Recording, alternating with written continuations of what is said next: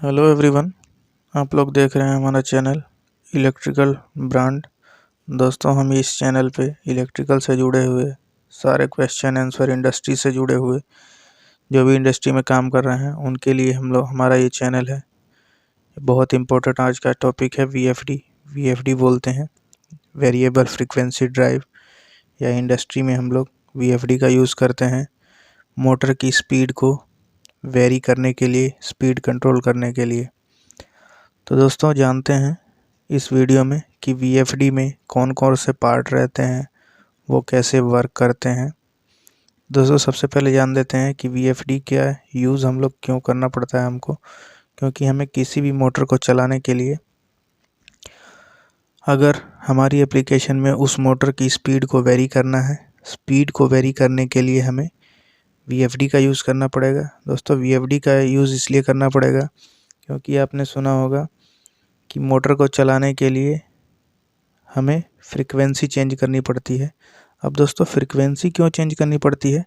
आपने देखा होगा घरों में जो फ़ैन लगे रहते हैं उसमें एक रेगुलेटर लगा रहता है जिसमें आप वोल्टेज को कंट्रोल करके उस मोटर की स्पीड को वेरी करा सकते हैं।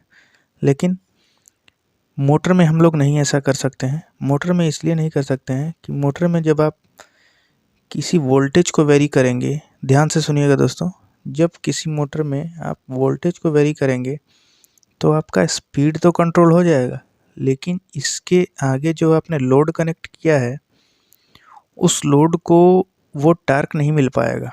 तो उस टॉर्क को भी मेंटेन करने के लिए आपने सुना होगा कि वीएफडी में V/F का रेशियो हमेशा कांस्टेंट होना चाहिए।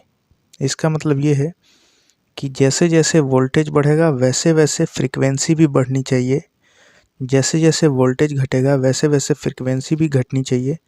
क्योंकि हमारा जो टॉर्क डिपेंड करता है वो मोटर के फ्लक्स पे डिपेंड करता है, और फ्लक्स को कांस्टेंट रखने के लिए हमें फ्रीक्वेंसी भी वोल्टेज के रेशियो में ही अप डाउन करनी पड़ती है।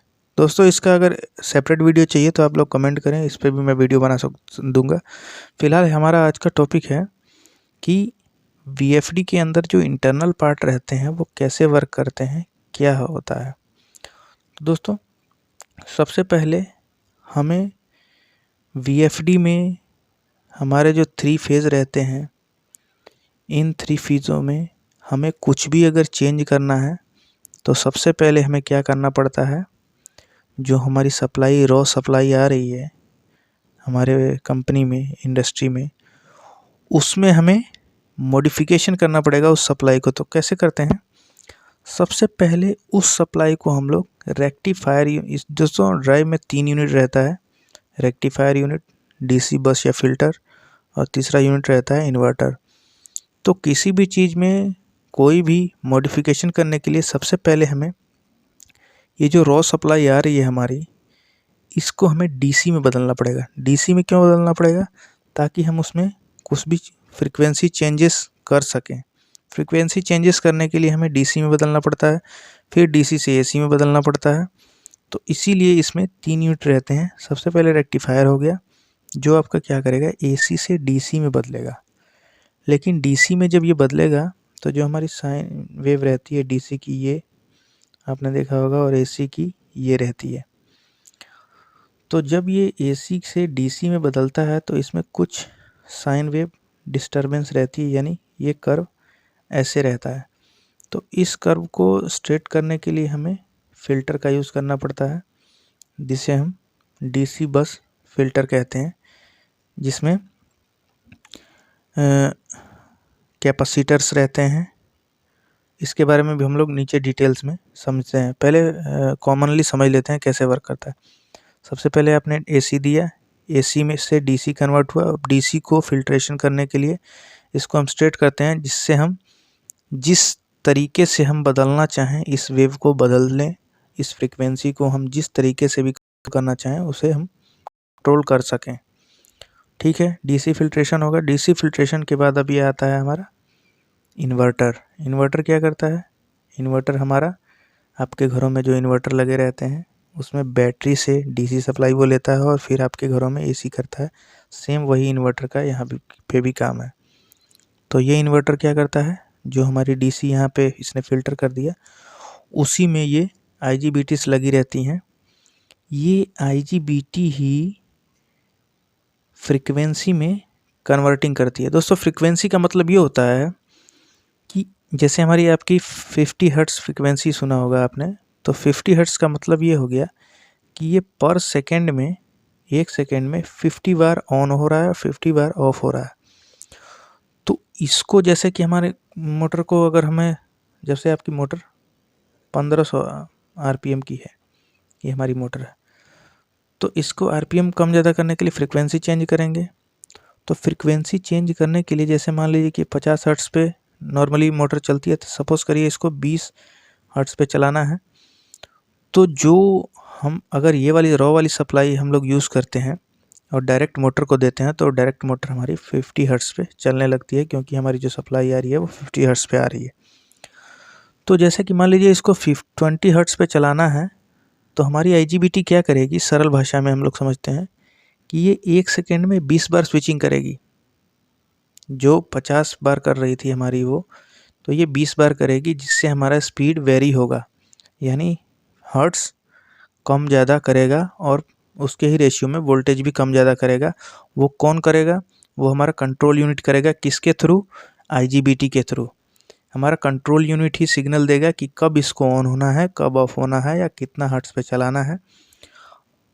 अब कंट्रोल यूनिट जो कनेक्ट रहता है, उसके आगे आपने देखा होगा कि VFD में डिस्प्ले लगी रहती है। डिस्प्ले में हम लोग, अगर आप उस VFD को पोर्ट से कंट्रोल कर रहे हैं, तो पोर्ट को आप जितना बढ़ाएंगे, जब सपोज़ करिए आपने जिस भी RPM पे चलाना है, जितना आप बढ़ाएंगे उसी हिसाब से ये कंट्रोल यूनिट सेंस करेगा, उसी हिसाब से सिग्नल देगा, उसी हिसाब से ये हमारी IGBT स्विचिंग करेगी। चलिए अब हम लोग थोड़ा डिटेल में समझते हैं आगे। अब सबसे पहला यूनिट था रेक्टिफायर। रेक्टिफायर का काम है AC टू DC, ये क्लियर हो गया। दूसरा आपका आता है DC बस। DC बस में क्या रहता है, DC बस में फ़िल्टर करेगा। फ़िल्टर कैसे करेगा, कैपेसिटर को यूज़ करके, कैपेसिटर यूज़ करके, जिससे वो स्मूथ आउटपुट DC करेगा। जो हमारी रफ DC आउटपुट हो रही थी रेक्टिफायर के थ्रू, जो इसको मिलेगी तो ये स्मूथ आउटपुट DC देगा। उसके बाद रिड्यूस पावर फ्लक्चुएशंस, यानी जो हमारी फ्लक्चुएशंस थी उसको ये रिड्यूस करके प्योर DC करेगा। ठीक है। और जो हमारा कैपेसिटर लगा है वो स्टोरिंग करेगा एनर्जी को, और फिर इन्वर्टर को सप्लाई करेगा।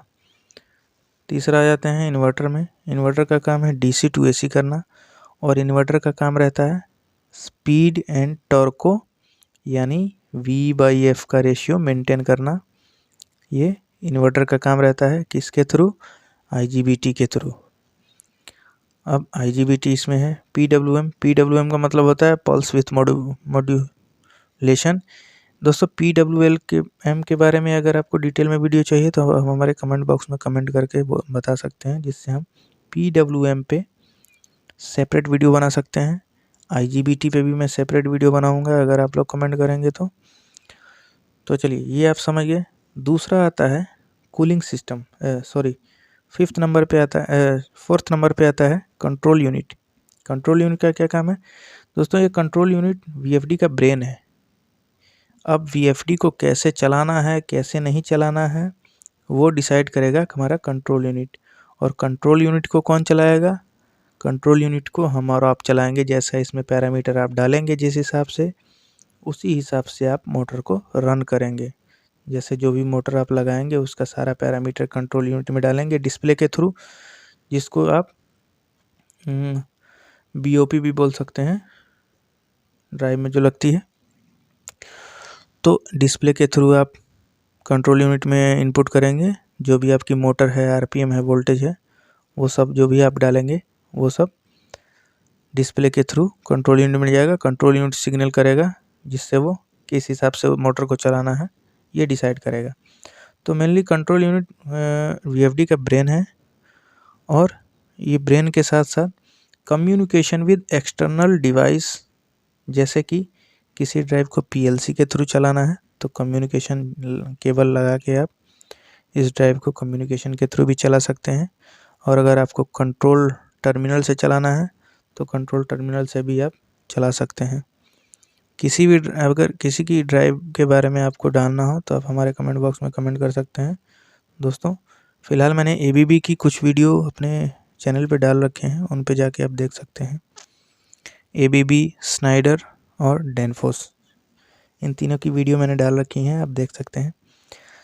पाँचवा पॉइंट आता है कूलिंग सिस्टम। अब दोस्तों कूलिंग सिस्टम क्यों लगा रहता है?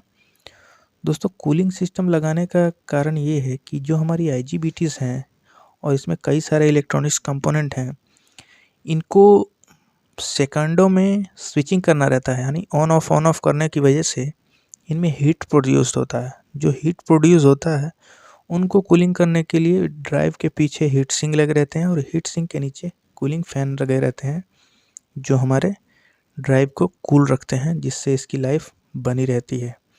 अब दोस्तों इसमें एक पॉइंट और भी आता है बहुत इम्पोर्टेंट कूलिंग सिस्टम में। कूलिंग सिस्टम लगाने का ये कारण है हार्मोनिक्स।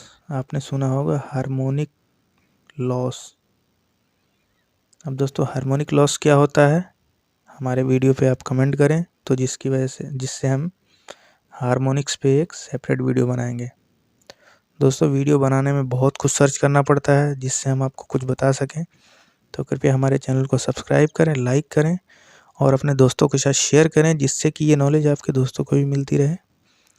Thanks for watching.